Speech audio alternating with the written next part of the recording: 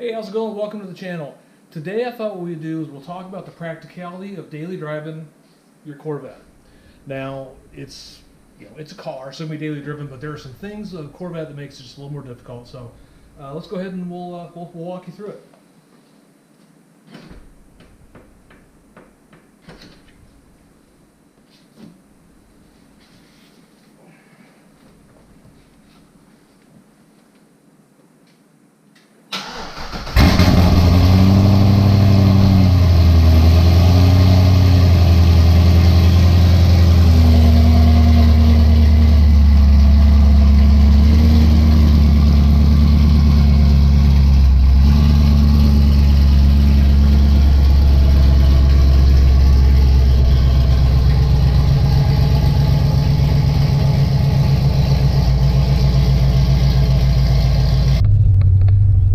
So first, let's talk a little bit about just the practicality of daily driving a car like this.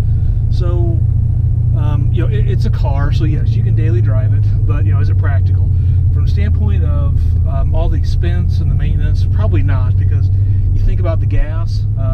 These cars get decent gas mileage, depending on what you've done to them, but the gas mileage is on par with other cars, but you have to buy premium, so your gas is now costing you more. So your gas expense is a little more. Tires are a lot more expensive. You got a lot more expensive tires, and just general wear and tear. There's the Corvette tax that you always get. So from a practicality standpoint, these things are a little more expensive to drive than a normal car, but you can still daily drive it. So we're going to talk about some of the practicality from a convenience standpoint, and does it really make sense? So we're going to go into town. We're going to run a few errands. We're going to talk about the bank. We're going to talk about parking and getting into parking lots, that kind of stuff. So we'll go along. So this car is not stock. This car we've had it tuned. It's got headers. It has no catalytic converters. I'm running straight pipes out, so it's a little loud, as you probably heard from the startup. And Dinah can attest. So it makes so this car is going to be just a little hard, a little more cantankerous to drive around it. Drive around town. It's at low speeds, but we'll kind of walk you through that, and we'll show you the pros and cons. One of the areas that makes this difficult to drive this car as a daily driver is really it's hard to communicate in the car. Don't you think? Yes, very. Why? It's so loud. Yeah, it's starting to get cloudy. That is not what I said. So where we got to go? I need a few groceries at the store. You don't need to say that word. That's not very nice. Jeez, you have to call her that. I did. I said the store. So it can be a little difficult to communicate. Okay, so you said we need to go to the store. Yes. Okay, I need to get some cash. So we're going to go through the drive-through here and get that ATM and get some cash quick. The little bank is coming up here.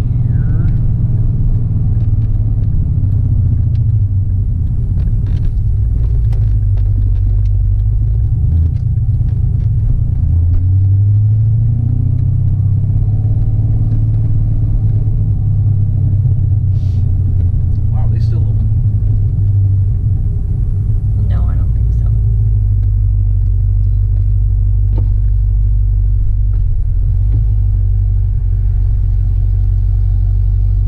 Okay, so we are here at the ATM, and first of all, gotta get my bank card out, and we're gonna try to get some cash.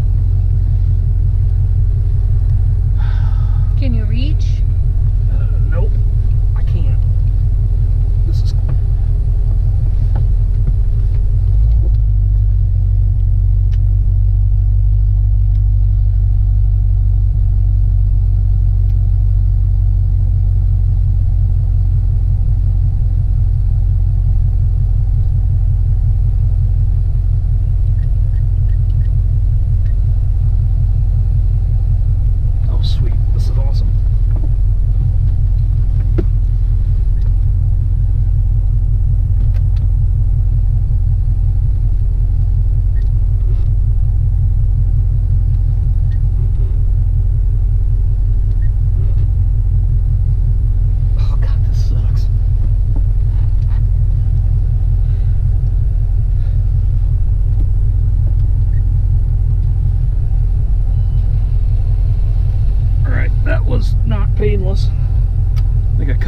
circulation off.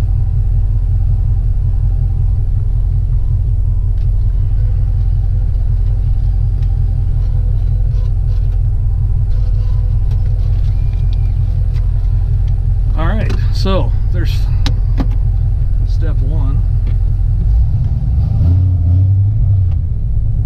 Most importantly, you got your cash. I got my cash, my card, and I think I broke a rib. So yeah, so this is a bit of a challenge to get these cars in and out. Now, there's also, okay, I'll add visibility to the list too, because the visibility seems terrible.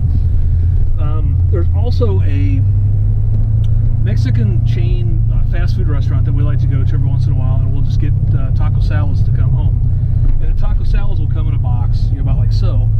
Well, if they stack those boxes up on top of each other, it will not fit in this window.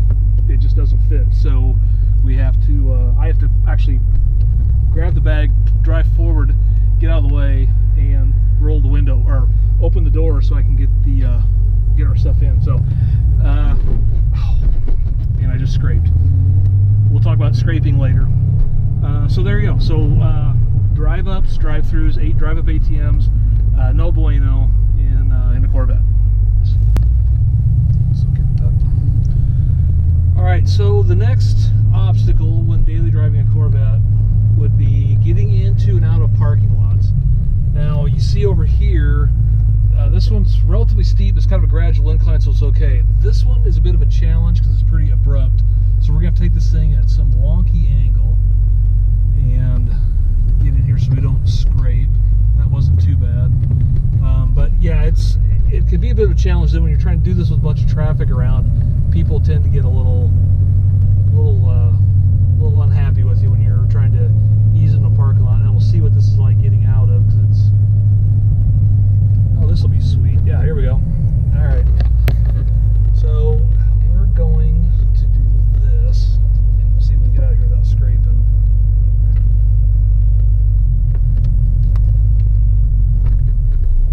All right, I think we did it.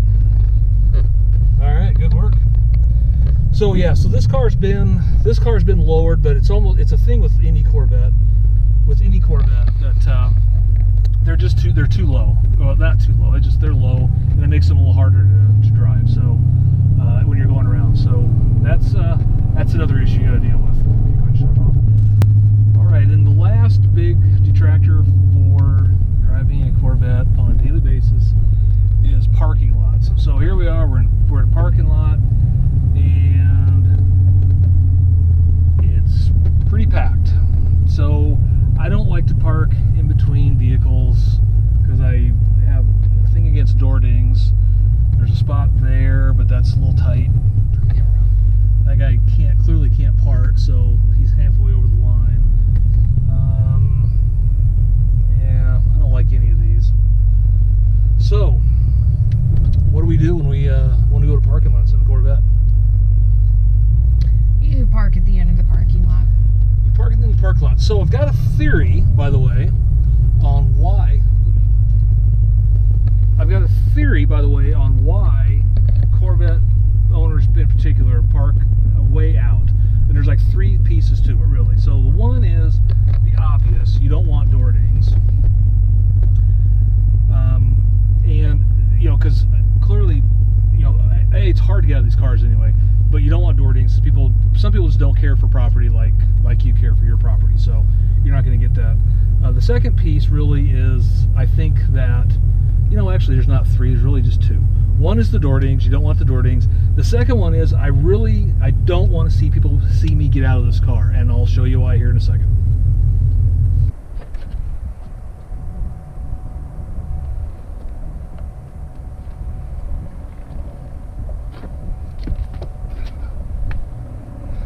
Here we are. That was maybe a little dramatic, but they are hard to get in and out if they're so low, and of course I'm getting fat and my knees are bad. So there you go. That's why Corvette Public Park clear out in the middle of nowhere, because you don't want door dings and you don't want anybody seeing you get out of your car looking like that. Okay, so I recognize that what I'm describing really are first world problems, and you know I know what kind of an ass is bitch about driving a Corvette. I get it, but you know the reality is that there are cars. They can be driven. They can be driven anywhere. What I'm just trying to do is in a fun funny way show some of the problems, some of the inconveniences that come along with driving this car on a daily basis. But what I'm going to introduce when we get back to the house, I'm going to introduce an alternative, a low-cost alternative where you can have your Corvette and you can also have the practicality of something that will get you around where you want to go anywhere you want to go, park wherever you want to park, get you up into and out of parking lots, wherever you want to go. It's relatively quiet and you have a conversation with, and it won't cost you an arm and a leg. So when we get back to the house, we'll do that. But first, one thing I will say is, in just a normal everyday driving car, you don't have the driving experience. So, for example, you can't do something like this.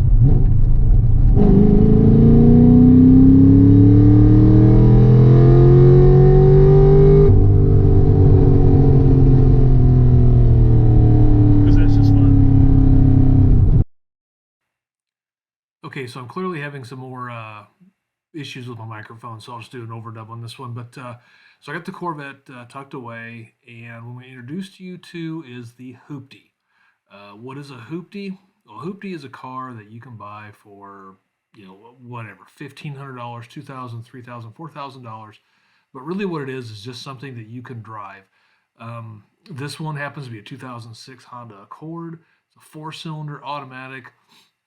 It's got 157,000 miles, but the beauty part of a Hooptie is that you buy it and it's already got some scars on it. So this one had some, I was pointing out a door ding or a scratch on the side. It's got some scuffs on the back, but really what the beauty part of these cars is that you can drive them anywhere. So with the Corvette, you can't take it. They're obviously, as we detailed before, there's lots of places it's just hard to take it. Like, you can't take it anywhere, but just hard to take it. But why would you risk taking your Corvette to get scratches like this or something like that in a parking lot? So this is why we have the Hooptie. Now, Patrick bought a Hooptie. Also, his is a pickup truck. We'll be talking about that one in the next video. But this car, like I said, this one really kind of addresses some of the issues that you see. So it's got plenty of ground clearance in the front, plenty of clearance in the wheel wells there, so you don't have any problems getting in and out of parking lots and everything else. Like I said, it's already got some scratches and some dings on it. I wash this car twice a year, whether it needs it or not. So really, it's just kind of perfect, for just everyday driving. I drive it every day. So that's kind of the Hooptie thing. So really, this is what we look at from the standpoint of, do you daily drive your Corvette or do you drive a Hooptie? I prefer to drive a Hooptie. Okay, and to show exactly what we're talking about parking and everything else, actually today is National Margarita Day, so we are going to head down and go to a Mexican restaurant and have some margaritas.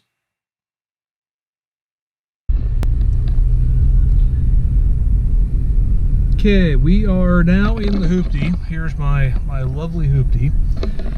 And actually, we can carry on a conversation. Hey. We can. So, not too loud. It's not loud. And we can go to the store in this. Yes. Yeah. Store. The store, yes. So yeah, so this is the Hooptie. I love it. It's great. I can hit bumps and like that and not worry about it. Park it wherever we want. Actually, we'll probably show that when we get to the Mexican restaurant.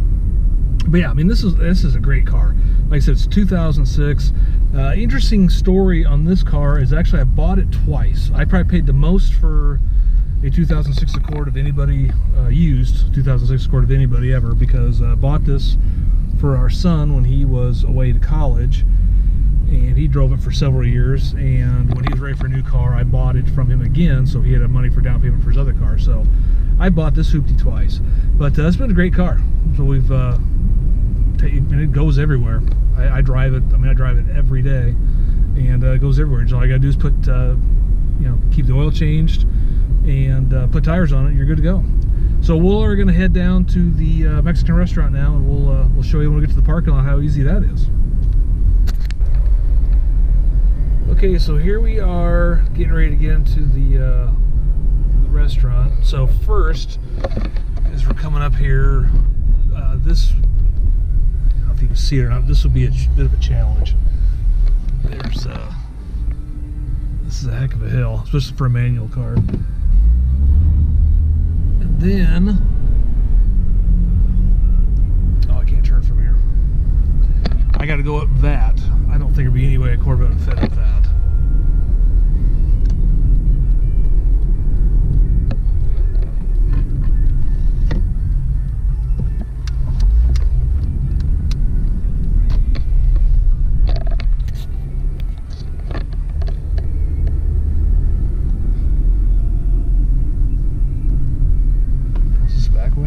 There we go.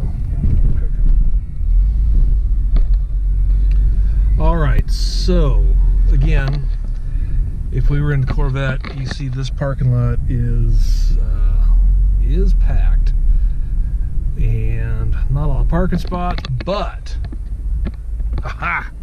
Over there. Over where? Over there? I had a great spot right there. Yeah. Restaurants. It's right there. I'm sorry. Oh, man, I gave up a great spot. There's a spot right here. And. Yeah, well, we're gonna take this one right here just because we can. Okay. Oh. All right, here we go. Now, I would absolutely never park the Corvette in the spot, but man, because this guy can't park and this guy's on the line, but I don't care. There we go. Perfect. We are set. So that's the benefit of the Hooptie. You can park wherever you want. You can whip up front. Not a big deal. Something happens, but it's not gonna be too tragic. So, all right. So again, just really, this video is just kind of a parody showing, you know, the Corvette. Obviously, you can drive a Corvette every day. I choose not to because I have a Hooptie. So we'll see some more stuff from the Hoopties coming up. Patrick's got a new Hooptie. We'll show you that in the next video. So hopefully you enjoyed the video. Hopefully it was a little fun. If you liked it, give us a big thumbs up. Hit that subscribe button if you're not already a subscriber, and we'll talk to you next time. Thanks.